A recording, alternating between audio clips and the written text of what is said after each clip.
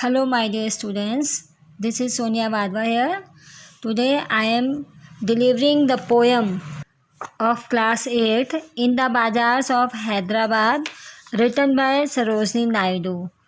First of all, I will give you the introduction of the poem. The poem in the Bazaars of Hyderabad is a brilliant piece of writing by the Indian woman poet Sarojini Naidu.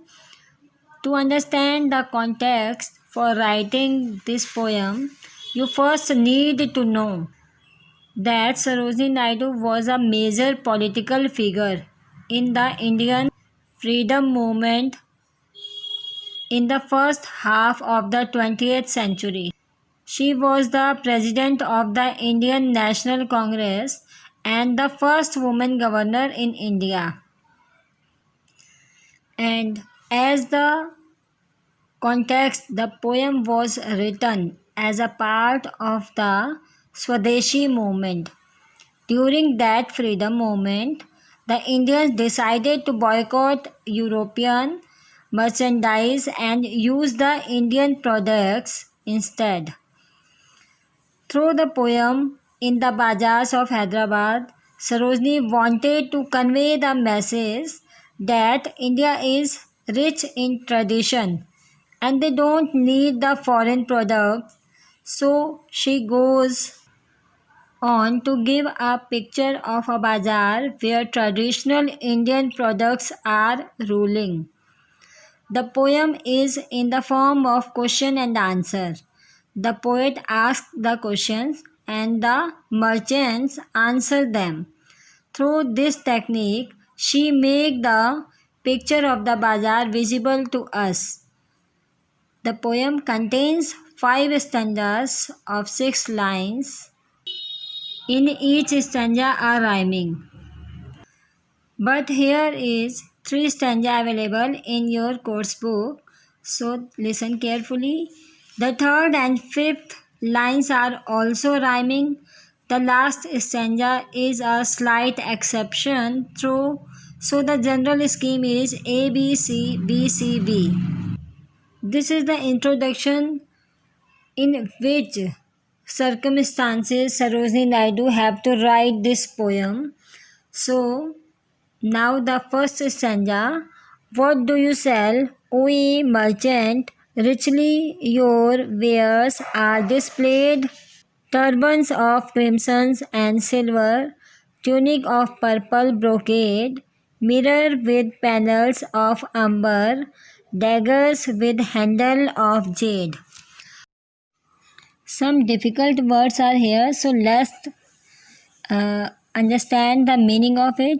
Like turbans of crimson, long pieces of cloth that people wear around their heads, and that is of deep red color. Next word is tunics, loose garments for the upper part of the body. Third is brocade, a silk cloth with a design in gold and silver.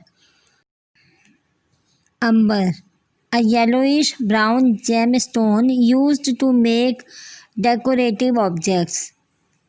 Daggers, short pointed knives used as weapons. Jade, a light bluish green semi precious stone used for ornaments. Now, I think you can understand the word meaning. So, let's explain now.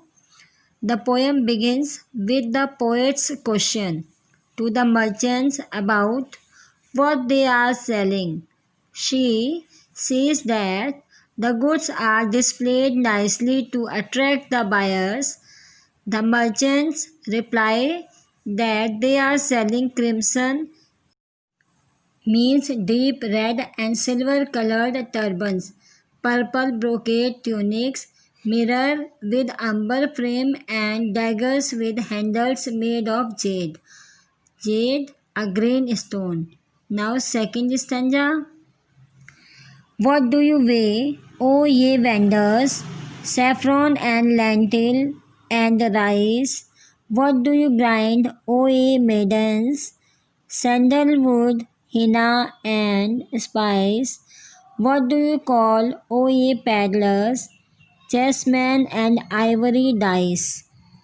Now, in second stanza, the poet then visits the vendors, the maidens, and the peddlers. Peddler means salesman. She asks the vendors what they are weighing for sale. The vendors reply that they are weighing saffron, lentil, and rice. The poet then asks the maiden girls what they are grinding. The reply comes that they are grinding sandalwood, henna, and spice. And now the peddler are asked what they are calling as their trade cry. They say that they are selling chessmen and dice made from ivory for the game of chess. Now, the third stanza. What do you make, O goldsmiths, wristlers, and anklet and ring? Bells for the feet of blue pigeons. Frail as a dragon flies wing, gaugeless of gold for the dancer, scabbard of gold for the king. So, firstly, you should know about the word meaning. Frail, very thin, delicate. Girdless, belt for the waist. Scabbards, sheath for swords. Now the explanation. The poet now goes up to the goldsmith and asks them what they are making. They are making actually wristlet, anklet, and a ring to adorn us, and bells to be tied to the feet of blue pigeons, and the bells are as thin and lightweight as the wings of a dragonfly. They are also making golden girdles for the dancers and golden sheaths for keeping the king's swords. So, this is your poem, beta. I think you can understand easily. I think you can understand it easily. Thank you. Have a good day. Bye bye.